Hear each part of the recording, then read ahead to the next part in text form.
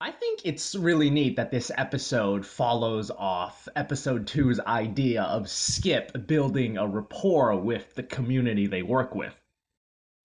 A local shopping strip comes to Skip to deal with a huge rat problem, which obviously should not be Skip's jurisdiction. They deal with giant kaiju and extraterrestrials. It's Ishido, the recipient of the lesson from an episode back, who makes a case for giving the seemingly innocuous request a genuine chance. It's not a huge rat problem. It's a huge rat problem that eats electricity and grows to titanic proportions when it indulges itself. Giant electric rodent, hmm? Okay. It's actually a little surprising that this is the episode that introduces the first of Ark's armors. Usually, when a superhero acquires a new power in the midst of a battle, it's framed in such a way that this new ability will be the solution to the problem at hand. However, it doesn't really feel like Nezutron warrants such. Even though the rat's electric powers are a huge focus of the episode, the soulless armor is made to counter its hard cranium in specific, which didn't even exist when it was smaller, relatively.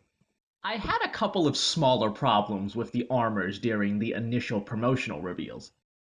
They were being treated like side grade form changes, when visually an armor up doesn't really work well for that notion, because the inherent nature of adding something to a base makes it feel like an upgrade.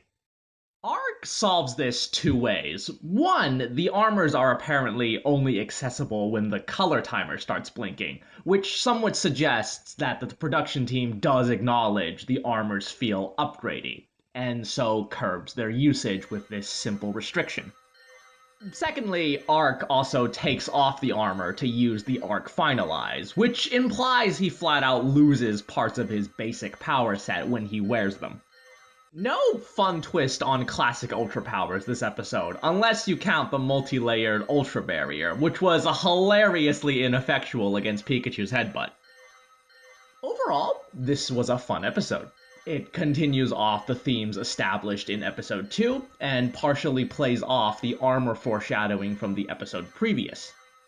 I'd say it's the weakest of Ark's episodes so far, but it's certainly not a bad one. Only the worst one by technicality, and only by a small margin at that.